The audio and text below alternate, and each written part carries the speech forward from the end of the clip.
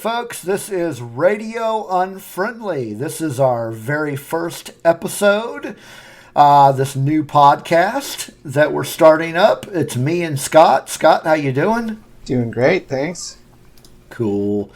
So, of course, my name is Steve Long, and I'm with Scott Ship. And as I said, this is called Radio Unfriendly. So, essentially what we're doing here is a podcast about music that we love and music that may not be, super popular and not really get a whole lot of radio airplay, if at all. So basically, we're just going to be talking about and playing music from bands that we think you should hear and maybe you haven't. That sound about right? Yeah, man, you nailed it. Cool. So why don't we go ahead and jump in with the first song that we're going to play. And this is a song that you and I recorded as the band Otisburg. And we're actually going to talk a little bit about that band here in a little while. But this song is from the... I'm trying to remember what album. I think it came out in 20... Actually, I don't remember when this album came out. Like 2007? Yeah, December of 2007. Yeah, and the album was Born Yesterday. And this song is called Doughnut Riot. So here you go.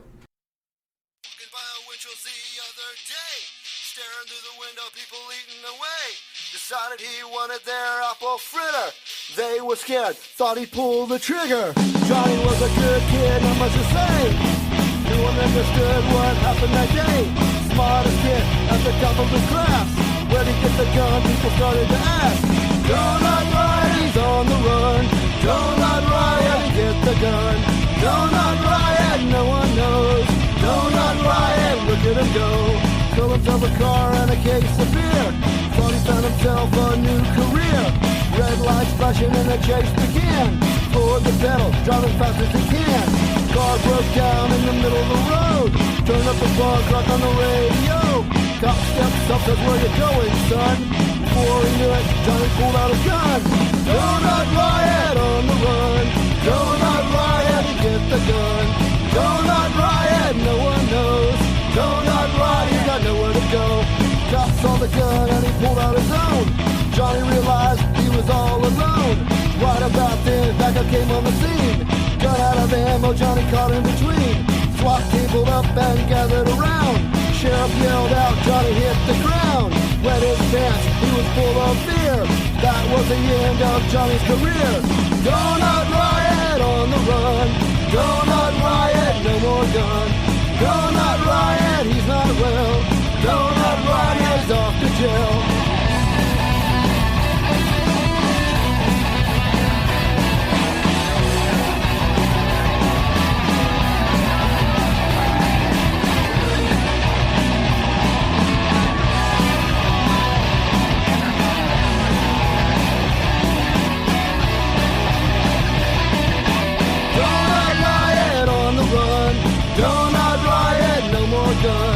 Doughnut Riot, he's off to jail.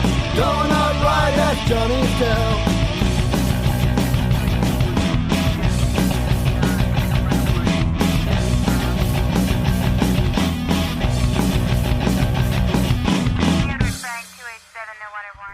All right.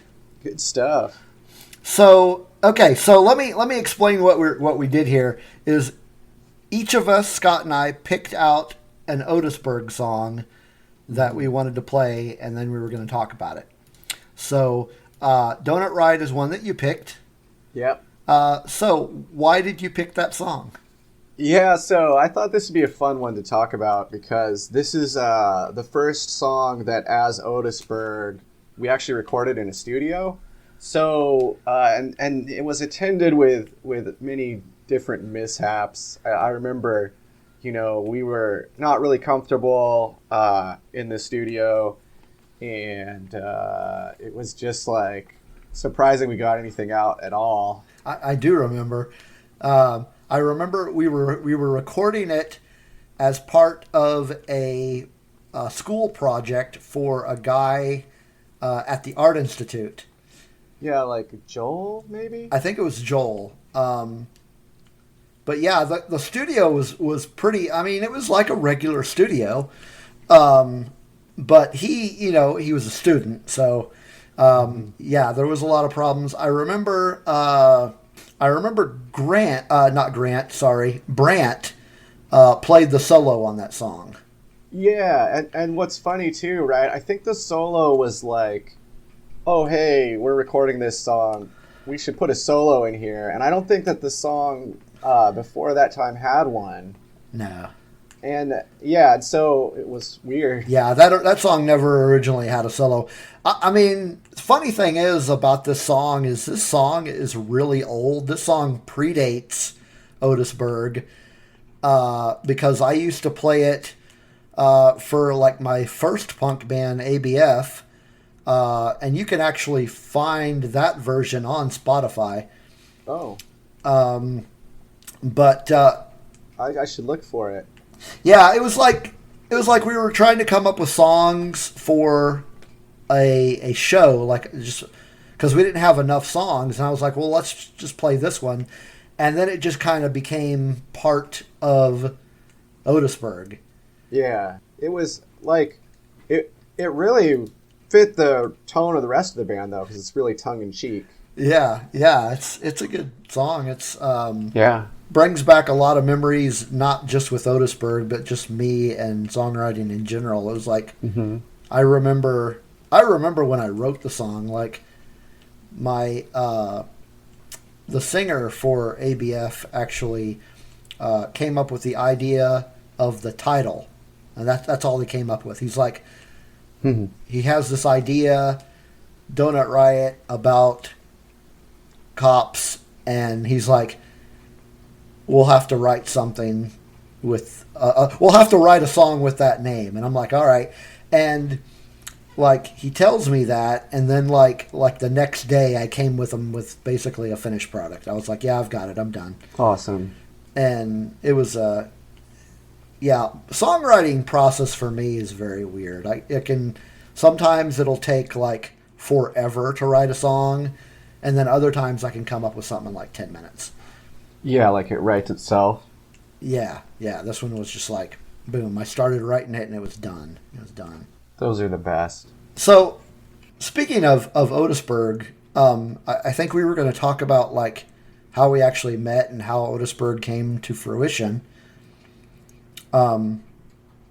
So, you and Brant, I guess, were doing some songwriting together. Yeah, so we had moved into this house in Tukwila, which is like this really industrial area of Seattle, kind of in the south part, like as you're going out toward the airport. Nothing else out there really except like warehouses, I guess. So we were into this old house and tried to convert the basement over kind of into a makeshift studio. We had no idea what we're doing. It's not like we knew anyone else who had done this. So we just like, I think I did everything out of a book. I bought one of the very first sound card interfaces, and I built a computer for it.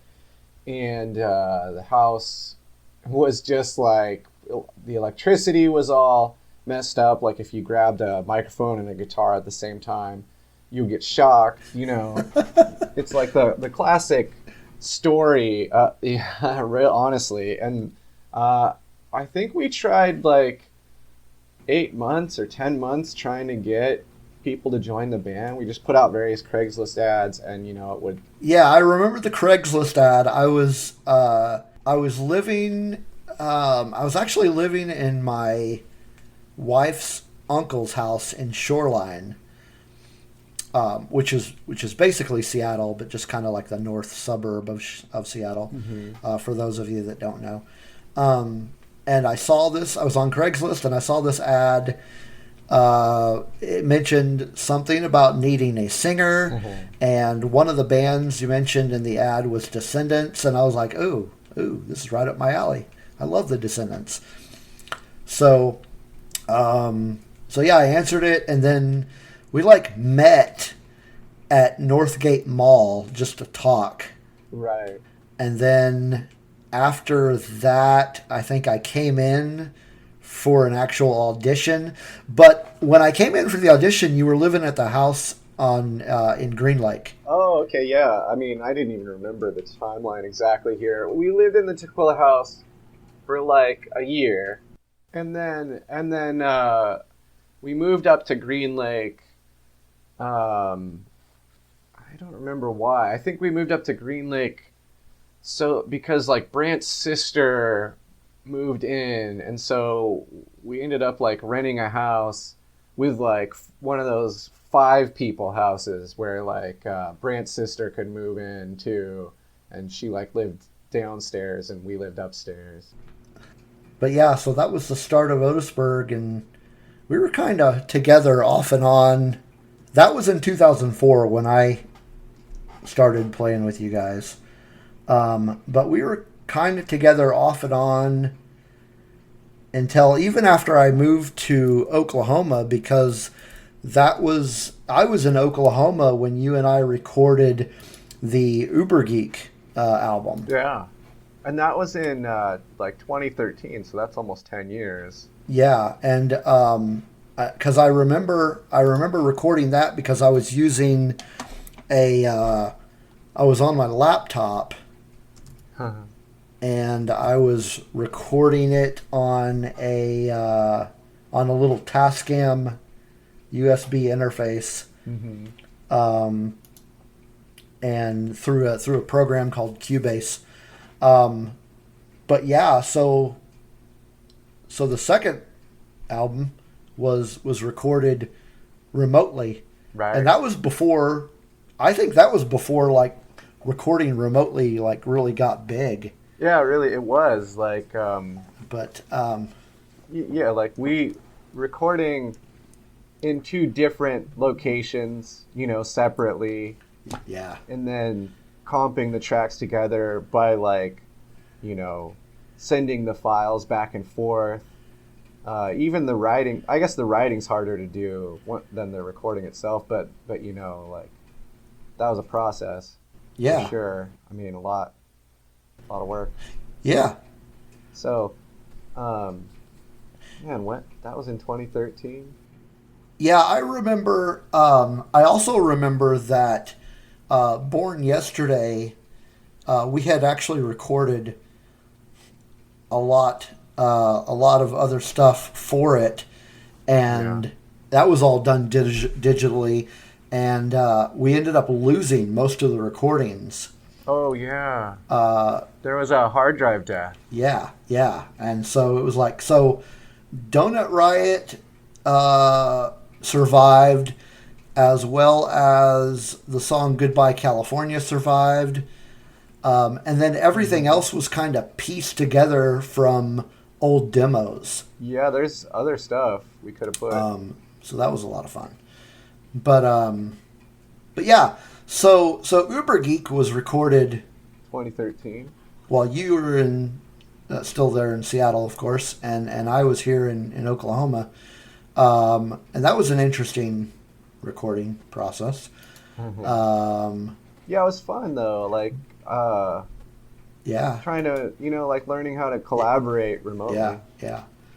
So that was still a lot of fun doing that one. And so that brings us to the Otisburg song that I picked for this show. And I picked the title track off of Ubergeek. So this is Ubergeek. Hope you enjoy it.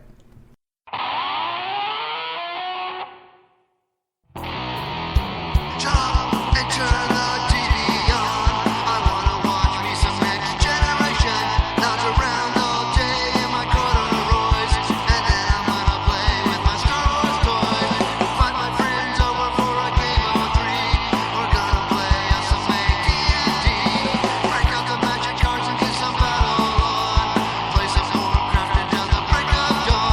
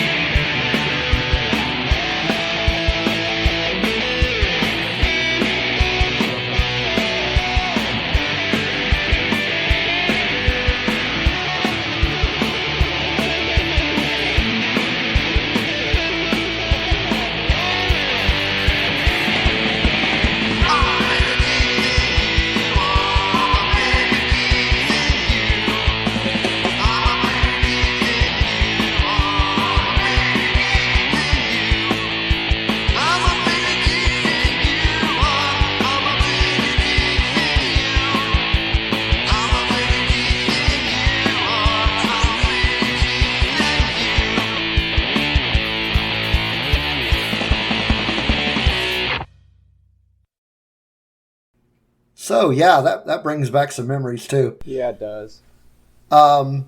So a couple of reasons why I picked this. I remember when you and I had the idea for this song, like before we actually wrote it. I think it was one of those short periods where I had moved to Oklahoma before I moved back to Seattle, and you came down for a visit because you had a work trip in Dallas and spent like a day or two with me and the family in Oklahoma City. Yeah, you took me around to record stores, and I learned what a great music town it is. Yeah, it was cool. But we were roaming around the downtown area, and I was talking about this idea I had for a song. It was like very infant stages, and I was like, yeah, I need to write that, and then at some point we finally got around to writing it. But another reason, and the main reason I picked that song as the Otisburg song, is that song has my favorite guitar solo of yours. Oh, wow, man. Oh, thanks. Yeah, that guitar solo was so fun. Yeah. Loved it. I can talk about it. So around this time, I'd been just like building a guitar out of guitar parts. And so I got this thing put together, and I went down to Radio Shack and got this, I think it's called an intermittent switch, to wire in where, like, when it's down, it shuts off or mutes the audio. And when it's up, it's on a spring, it like bounces back up. Then the audio goes through. So you can get like this like stutter effect, which you hear on that solo by pressing it up and down. Oh, nice. So it's almost like a kill switch. Yeah, that's the term. It is a kill switch.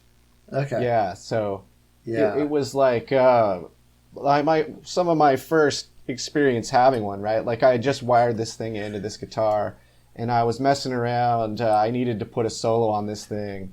And this was like a practice take in the recording. Yeah. Like, so I remember I was like, I don't know what I'm going to put in here. I'm just going to like, shred a little bit, do it off the cuff. And, and then I was like, that might be the take right there. Like, I was like, I'll have to like keep this one. And I tried like a couple other things, but I always came back to this take. And so I put it in. Yeah. That's cool. Yeah, that was a good song and a good solo. I actually just discovered that album actually is not on Spotify. Oh, no way. Like, I was just searching because I went searching for it, and I'm like, wait a minute, Born Yesterday is the only thing that's on Spotify. That's weird. Yeah, this one is on Bandcamp. Yeah, I think it's all. Everything that we did is on Bandcamp. Mm-hmm.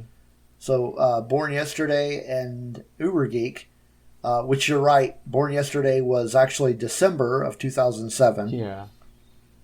But we also had, shortly before Ubergeek, we did a single called Sweet Love. I love that one. And it also, yeah, that was a fun song. It's hilarious, man. It's just a concept. And the B-side, if you will, of that single was Hands Off. Also funny. Which was like all acoustic.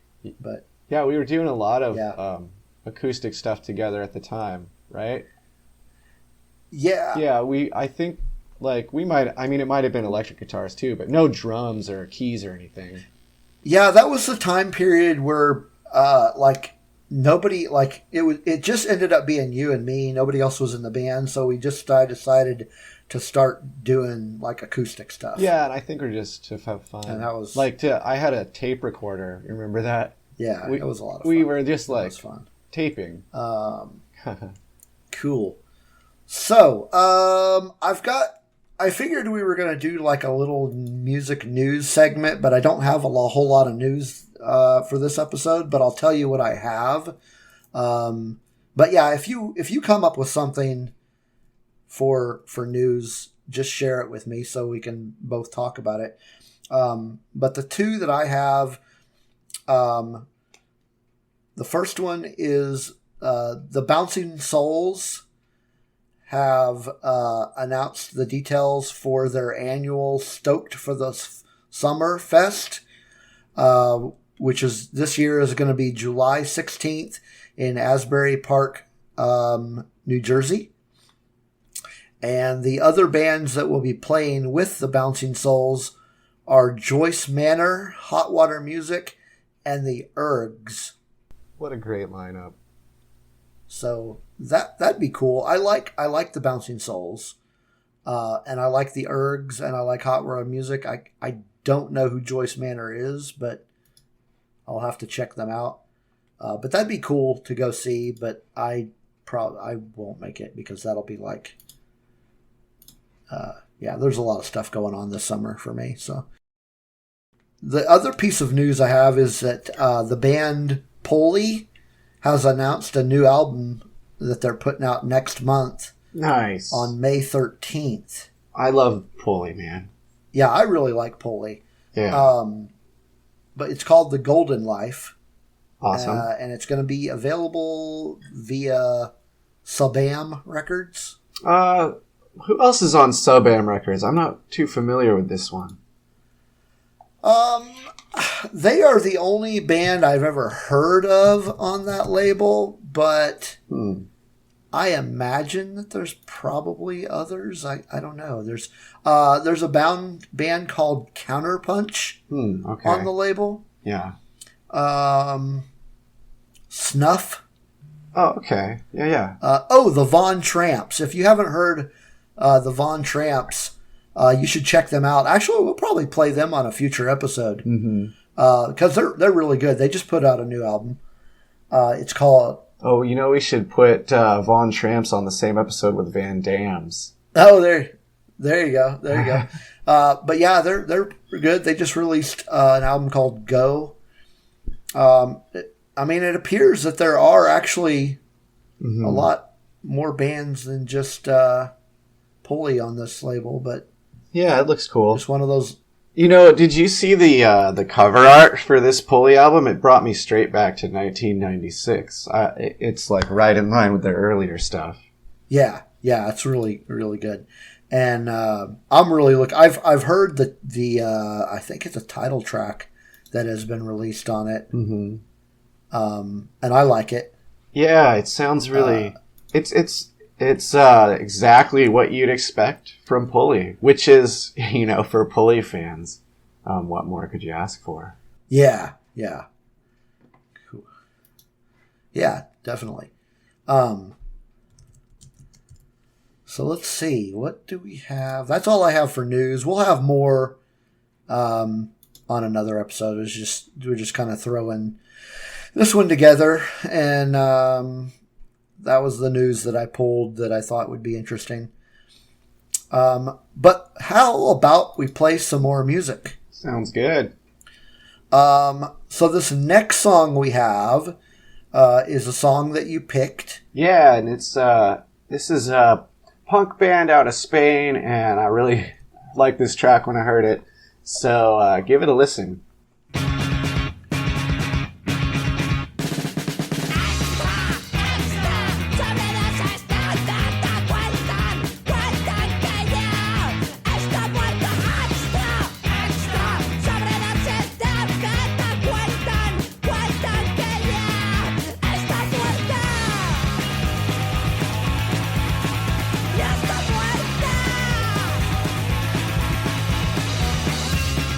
Extra, extra.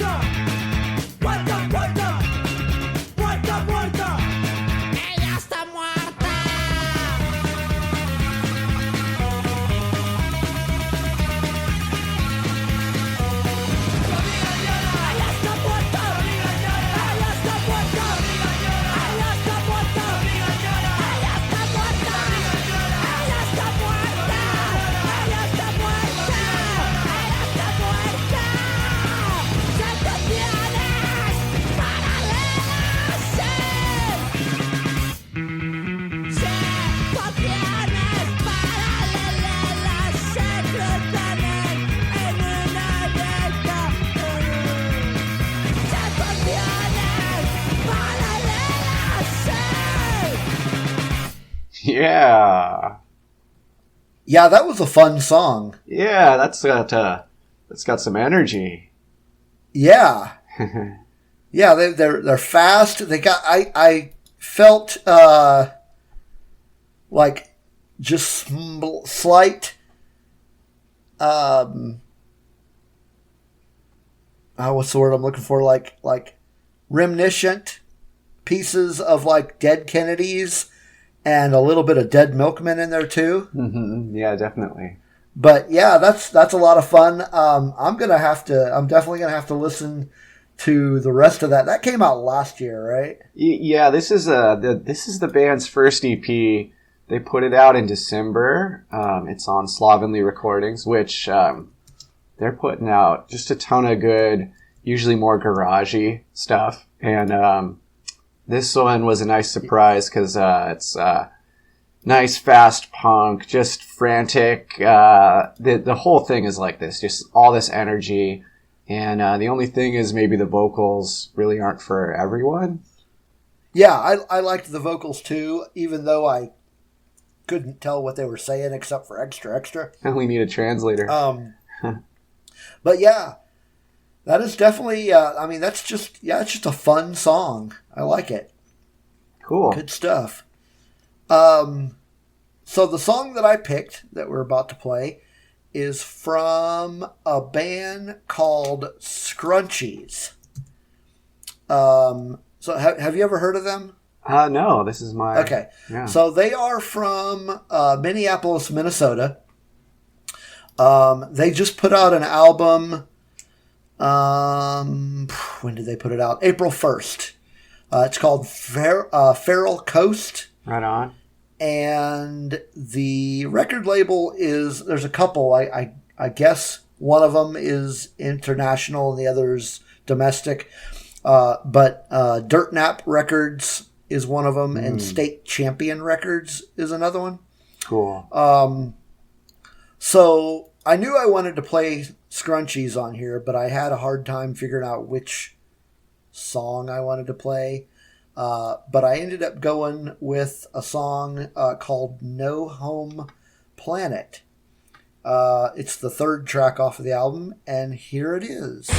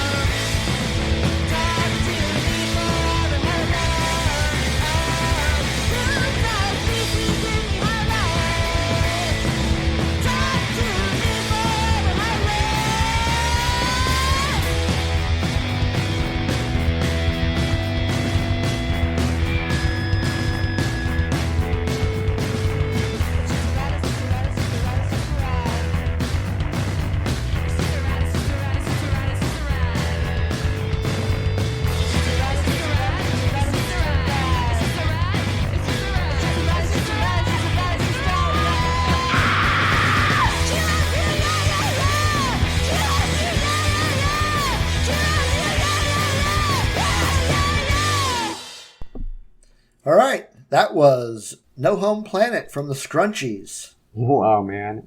I think that might have been, like, recorded live. Do you know? It probably... I don't think it was live, like, in front of an audience. Right. But probably... Like, I just thought you get everybody in a room and hit record. Yeah, I think you're right. Ew, but I love that. Yeah. Yeah, I The So, what did you think of the song? Well, so like obviously it's a fast, loud band, and I think like you don't really get recording to capture that that well usually. So like what they did was awesome here, and I love the feeling in it. Yeah. Yeah, this is kind of the direction we're going with most of this stuff. Is like, Yeah. you and I are picking songs, and chances are neither one of us or the other has not heard it. Mm-hmm. So that's kind of the theme we're going for. But yeah, I wasn't sure if you'd heard the Scrunchies, but No, I hadn't. Do they remind you a little bit of Bikini Kill? Oh man, 100%. Yeah, like more than a little. Yeah, like when I first heard Scrunchies, I was like, "Is this Bikini Kill?" And then I saw what I was listening to, and I was like, "Oh, well, this is interesting. I'll have to check out this album." And I did, and I really liked it. And yeah, it's really good. Feral Coast is the name of the album. The band name's cool too, Scrunchies. Do you know if it's an all-female band? It's a trio. It is a trio. It's Laura Larson, Danielle Kuzak, and then Matt Castor or Castore. I'm not sure who does what, but yeah, it's two girls and a guy. But yeah, it's yeah, I really enjoy the attack that they have. And most of their songs are the same way. They're pretty raw. Yeah, that's pretty cool stuff. Super cool. Let's see what is next on the agenda. We were going to talk about favorite bands, albums, and memorable shows. Okay, well, so when we say favorite bands, how many do you want to talk about? I mean, because well, so here's. What about, what's the band that made you, when you heard it, you wanted to pick up a guitar and you wanted to do it too? Oh, yeah. I wouldn't say this is one of my favorite bands, at least not anymore. But the band that I heard that made me think, okay, yeah, I can do this, was Black Flag. Right on, definitely. Yeah, when I first heard Nervous Breakdown and the Damaged album, I was like, I can do this. and a lot of and funny story, we played Doughnut Riot earlier. Yeah. When I wrote that song, when I wrote the music for it, when I first wrote it, the first rough draft of the music of it, if you will, was me playing the song Nervous Breakdown backwards. No.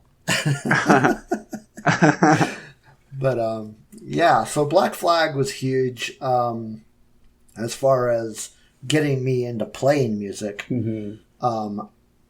But as far as favorite bands go, I'd have to say my top three are Descendants, Bad Religion, and Smokin' Popes. Oh, nice. I mean, those three would be somewhere on my list of, somewhere near the top at least.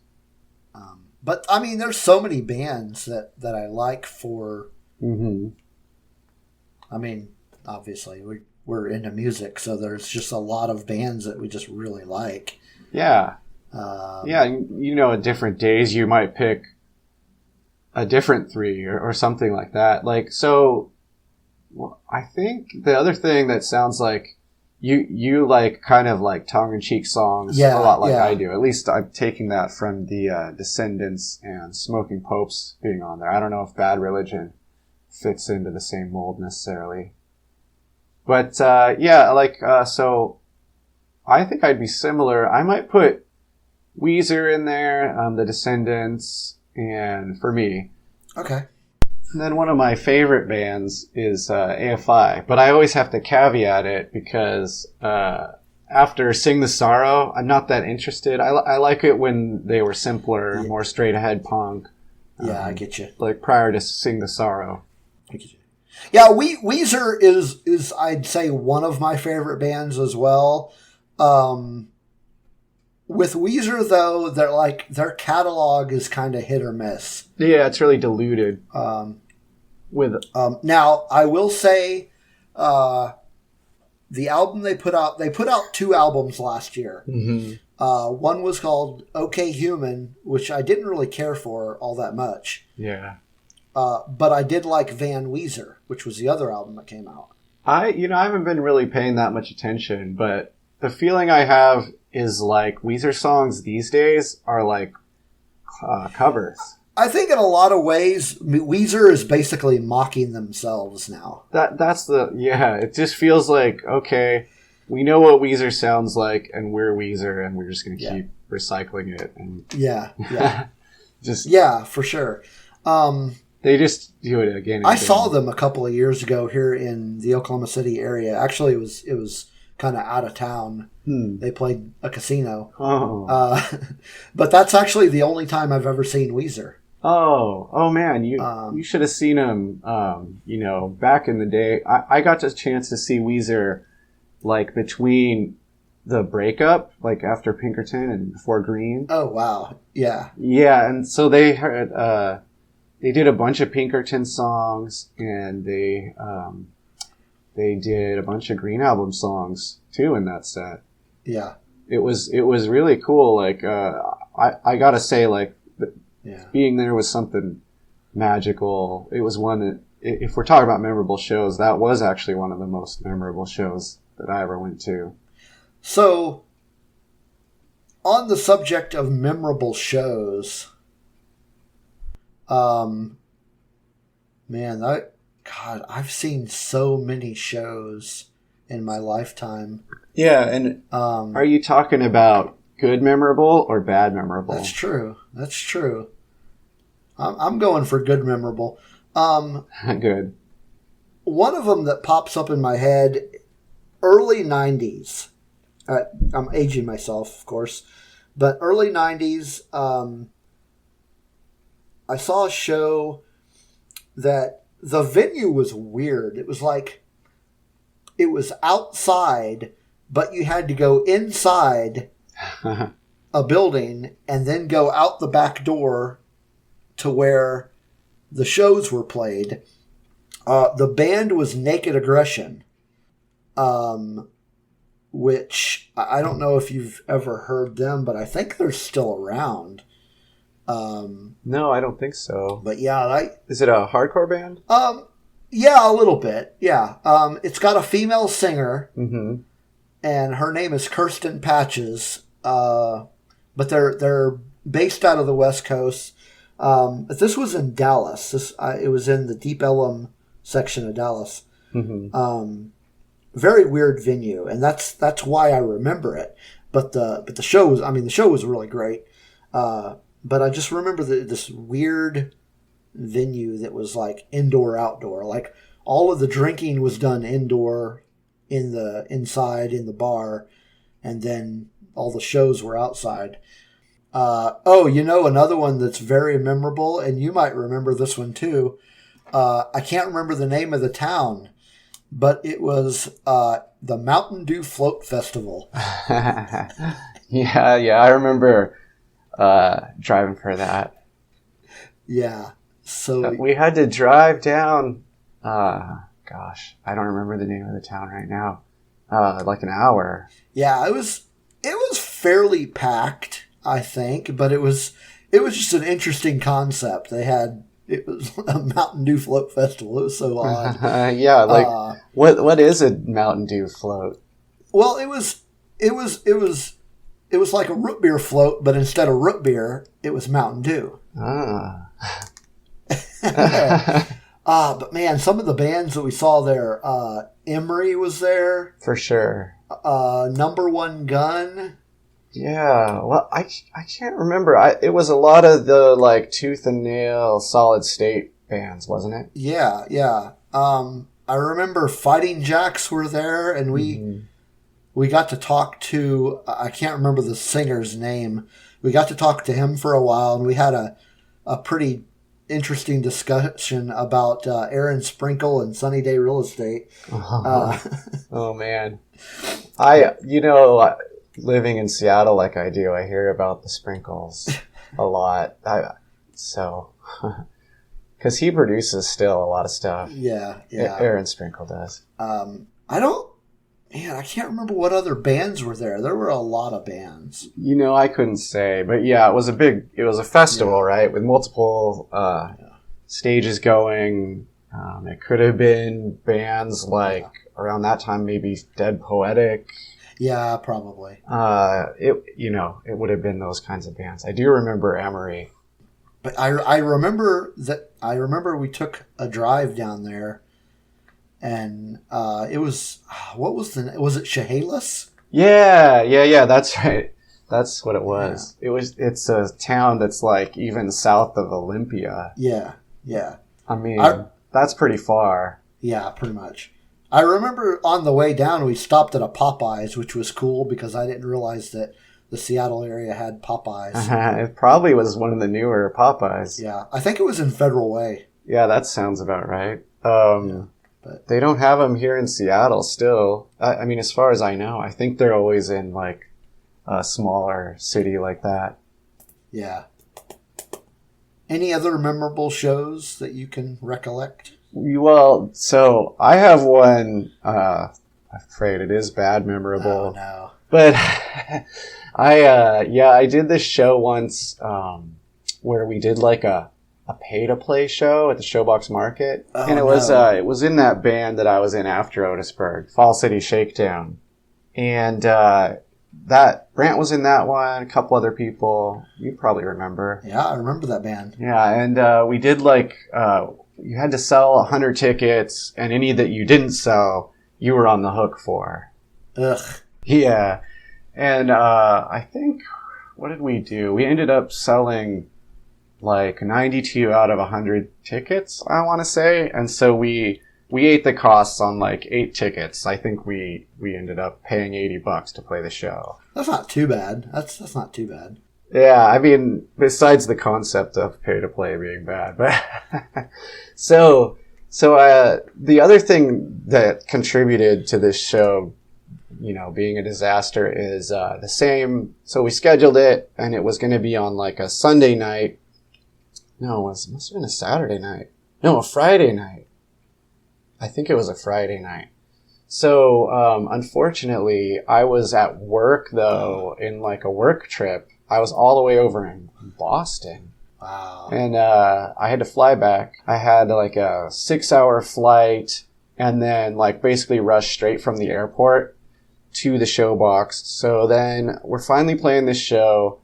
And in order to get, all those tickets sold, one of my housemates had like got a lot of his friends and family to come over to watch it. And they were from like a small town. So like their idea was like, oh, we're going to a rock show. But we were like, we were in a rock band. We kind of emo, weren't you? Yeah, I would say kind of like, who's comparable? Yeah. Maybe Mineral or, probably Jimmy Eat World too, like at Jimmy Eat World at the time. So we're playing these like kind of, mellow songs, wistful songs, and then they're just going like, woo, yeah, it's so awesome. Oh no. So, but that's not the worst part. The worst part is when we got to the final song, I had to sing backup vocals, which is something I'm terrible at. So I'm already nervous about singing backup vocals in front of like 398 people. And then, I come in on my background vocals and I'm a full measure off from the rest of the band. Oh no. Yeah.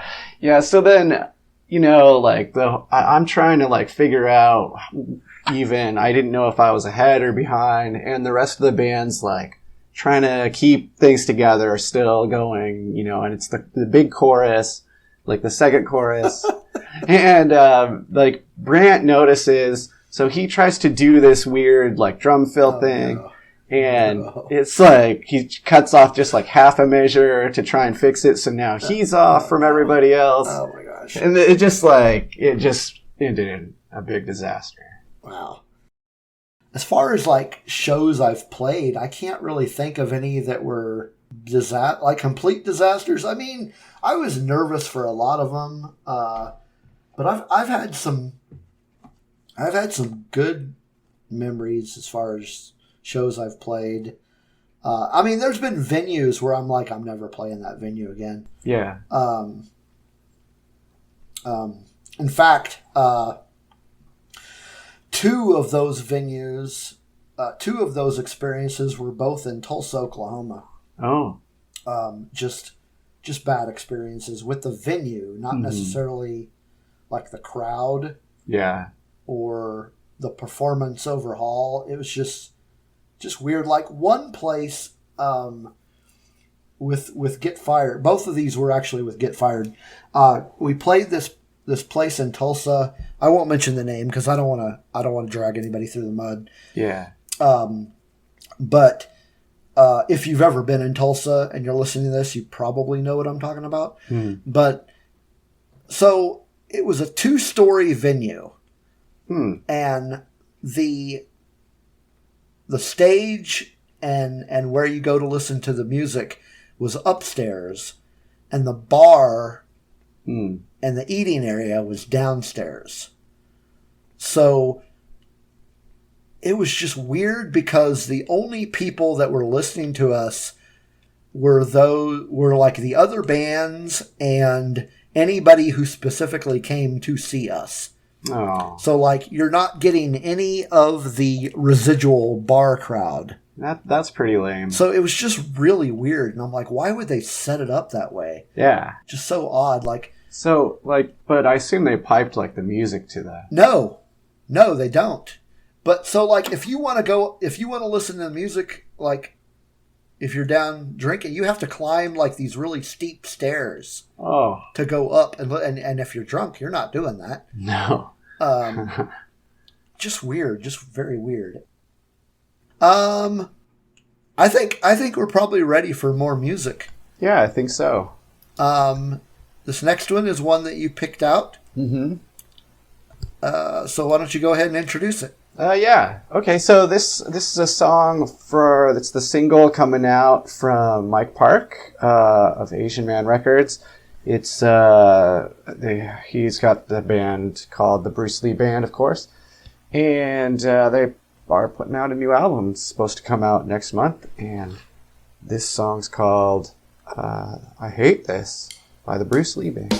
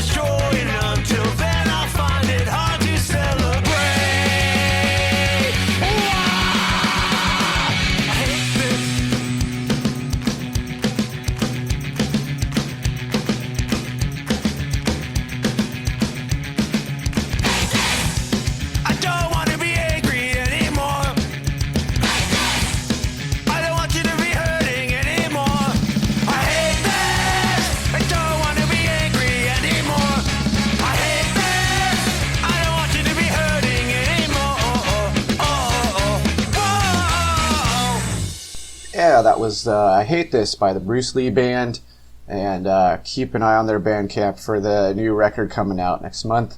Well, Steve, I thought, that'd be a good one for our times right now, because it's the concept here is like very positive and like getting yourself out of like negative spaces, maybe on social media. Yeah, I really like the concept of the song. It sounds very familiar. Like I said, I've listened to the Bruce Lee Band before, but not this song.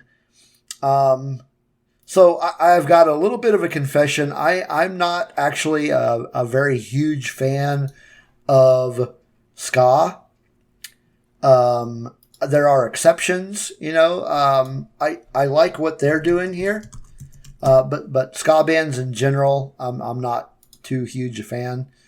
But I do like the Bruce Lee band, and Mike actually has another band, and I can't remember the name of it.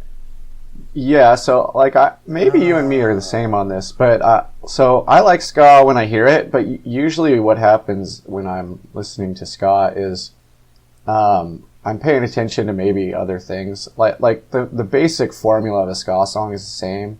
It seems like, you know, you've got like kind of one rhythm basically that you're kind of tied into, so it doesn't vary that much. You have more freedom in another genre for sure. But I really like the bass lines in ska songs, and I love the walking bass like you hear on this one. Yeah, I do really like the bass work in most ska bands. One ska band that I like to listen to a lot lately is the Interrupters. Yeah, great band for sure. Yeah. So the other band I was thinking about, by the way, is the Chinkies. Oh, okay. I haven't heard of that one. I'm not familiar. Yeah. That's he's in so many projects. But yeah, I like what they're doing here, but the thing that stands out most to me about the song really is the message of the song. Yeah, I thought that too. I really like the whole positive vibe. Especially like in our times now, it's so easy to go onto, you know, your Twitter feed or whatever, and then just be angry like 10 minutes later. Yeah, it's really hard to stay away from that stuff. I've been pretty fortunate with my social media experiences that I just don't. I get to the point now I can just ignore the negativity because I'm there for a certain reason, you know, to engage with people and have fun conversations about stuff that I like. Mm-hmm. And once things start getting negative, then I just check out and I either just get off or I just ignore it and move on. So, yeah, it takes a mature head to do that. I mean, I try to do that. I think maybe I succeed sometimes and maybe not. It is easy for me to just like kind of stew on something that I've read, and it's hard for me to not write back. Yeah. But I think what you said is the best way to do it. Oh yeah. Yeah. Yeah, I definitely, for sure, got to stay away from that stuff. So, what is up next? Okay, so this band that I picked is called Dead Years. They are from Germany. They are a trio as well, like the Scrunchies. But this is backwards. This is two guys and a girl. And so they put out a self-titled album in February. And again, I had a hard time I just really like this album. So I had a hard time picking which song I was going to play. But I went with the number 7 track on the album. It is called Distance 2. So here you go.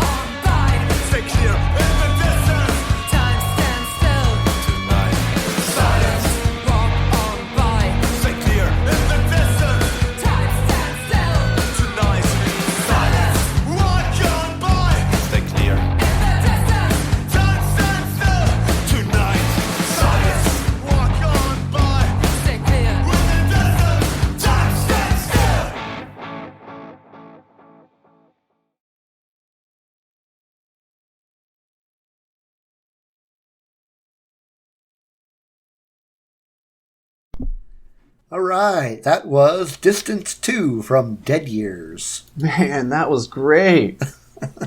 That was great. I thought you'd like it. Yeah, how'd you find this one? I think I was introduced to it.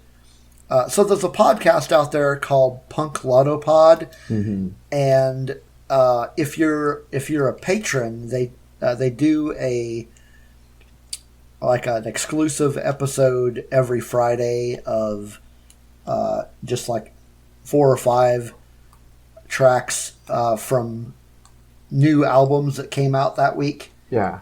And this is how I discovered Dead Years, and I was just like, I listened to the whole album. I was like, man, this album is just so great. But yeah, it's kind of a noise rock, indie rock. I don't know how to describe it. I just really like it. When it first came in, I was getting like Joy Division vibe off of it, right? Maybe something like Orchestral Maneuvers in the Dark, but it's more noise punk for sure. So I started to get like Sonic Youth. Yeah.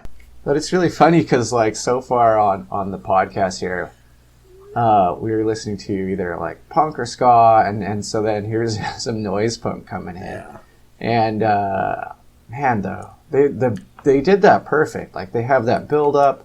They've got the arrangement just kind of driving, and then it just like hits this cadence. yeah. And I just thought that was just great. I loved it. Yeah. Really, really great album, and the only other thing they've put out is like a demo they put out in 2020. So this is like their first, full-length release. But I'm really looking forward to hearing more from this band. Yeah, me too now. But that is all the music that we have for this episode. I hope that you enjoy the idea of this episode. We're still kind of playing around with the format and how this is going to work out, but we're going to have interviews. We're going to start doing interviews on the shows, and we've got some pretty interesting interviews coming up. Yeah, go ahead. I'm really looking forward to some of these interviews. So the lineup that we're looking at is just great. Oh yeah, definitely. So yeah, we've actually got an interview. We don't have any specific dates scheduled, but coming up on Radio Unfriendly, we're going to have interviews from Dan Schaefer, who, if you don't know the name, if you know the bands Screeching Weasel, the Methadones, Noise by Numbers, Sludgeworth, and his current band, Dan Vapid and the Cheats, you know who I'm talking about. So we're going to have him on there. We're going to have Rob Castellan from Wiretap Records. Going to be awesome. We're going to have Kristen from the Mabel Syndrome podcast on with us. Yeah. And more. We've got a lot of cool interviews lined up. And we also definitely have a lot more cool music coming your way. So I hope you enjoyed the show as much as we enjoy the idea of making it. All right, so until next time, this has been Steve and Scott. And this is Radio Unfriendly.